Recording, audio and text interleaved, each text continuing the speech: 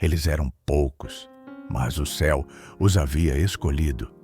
Enquanto o mundo dormia sob o peso da incerteza, algo extraordinário começava a despertar.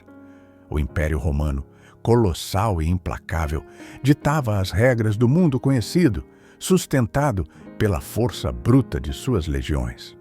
Em Jerusalém, o ar ainda estava carregado de luto. A cruz, que deveria ser o fim de tudo para os seguidores de Jesus, era vista por muitos como o fracasso de uma profecia. Os sacerdotes respiravam aliviados e o povo se perguntava: seria esse o fim da história prometida? Mas no silêncio, onde a história humana cessou, Deus estava apenas começando. Não eram reis, nem sacerdotes, nem filósofos. Eram pescadores, coletores de impostos, homens e mulheres comuns. Dentro deles, contudo, ardia uma promessa: a vinda do Consolador. Em uma pequena casa, os discípulos se reuniam em obediência, como quem escuta o pulsar de algo divino. De repente, o Espírito Santo desceu sobre aqueles corações sedentos, transformou o medo em coragem, o luto em missão. A promessa antiga, aquela do profeta Joel sobre o derramamento do Espírito, cumpria-se diante deles. Aquele pequeno grupo se transformou da noite para o dia em uma força que o mundo jamais conseguiria apagar. Era o nascimento da igreja. Não uma construção de pedra, nem um novo conjunto de leis, mas um corpo vivo pulsando o amor do Salvador. O altar já não estava no templo de Herodes. Ele se instalou em cada coração que, pela fé, dizia: eis-me aqui, Senhor. A igreja é o instrumento apontado por Deus para a salvação dos homens. Seu propósito? Refletir a plenitude do Criador, ser um espelho vivo de sua suficiência. Em cada olhar, ardia a chama de um propósito eterno. Aqueles que antes andavam nas trevas haviam sido chamados para sua maravilhosa luz, não para se isolar, mas para servir. A pequena comunidade sabia que sua missão não era pequena. Eles eram testemunhas, não apenas de um evento histórico, mas do próprio Deus vivo, escolhidos para anunciar seu nome. Nas casas simples, as palavras do apóstolo ecoavam: pela igreja será, a seu tempo, manifesta, mesmo aos principados e potestades nos céus, a final e ampla demonstração do amor de Deus. Efésios 3:10. Havia algo grandioso acontecendo. Os céus observavam em silêncio. As promessas de Isaías e Ezequiel, ditas séculos antes, agora se cumpriam.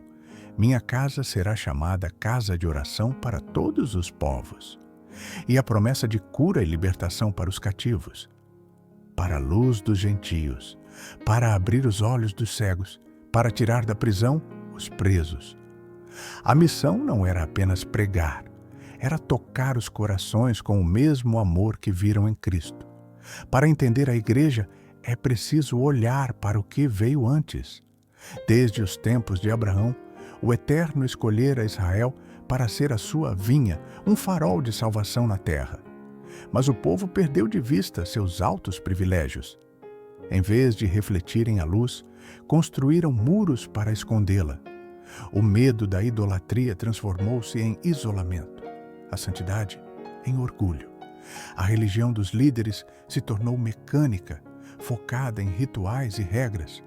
O profeta Jeremias clamava: eu mesmo te plantei como vide excelente, como, pois, te tornaste para mim uma planta degenerada? Jeremias 2:20-21. Eles roubaram a Deus o serviço que ele pedira. O Messias que esperavam passou diante deles e não o reconheceram.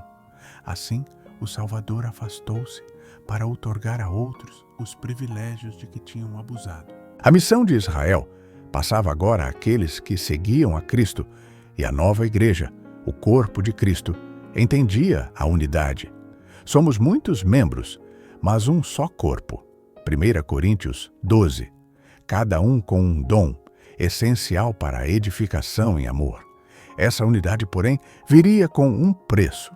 As ruas de Jerusalém guardavam as marcas da perseguição.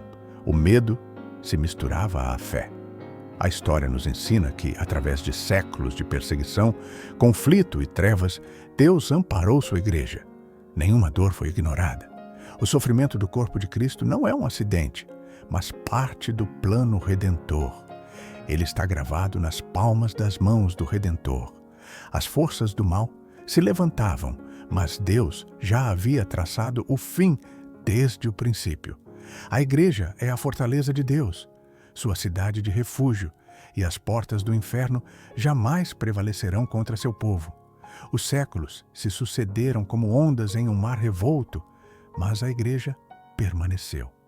Fraca e defeituosa aos olhos humanos, ainda assim é o objeto de suprema atenção divina. Ela é o cenário onde a graça de Deus se move como um rio de luz. Lembremos da profecia de Ezequiel. Estas águas saem e levam cura e vida. Esse rio é símbolo da igreja, fluindo do santuário, levando cura, vida e esperança aos povos da terra. Cada cristão em cujo coração Cristo habita é também uma fonte. É um cooperador de Deus para a bênção da humanidade. A história não terminou em Jerusalém. Ela continua em nós. O mesmo Espírito que desceu sobre os discípulos ainda se move hoje, chamando homens e mulheres comuns para uma missão eterna. A igreja é o próprio povo de Deus, caminhando rumo à eternidade. Somos o reflexo desse amor, gravado nas mãos do Redentor. Se essa mensagem falou ao seu coração, você é chamado a fazer parte dessa história contínua. Compartilhe esta palavra para que a chama alcance mais vidas. E inscreva-se no canal. Juntos, continuamos a contar as histórias que o céu escreveu para a eternidade. Que o Senhor abençoe você e sua casa com sabedoria, paz e fé renovada a cada dia. Até o próximo vídeo. E lembre-se, quando confiamos em Deus, até o impossível se torna cominho.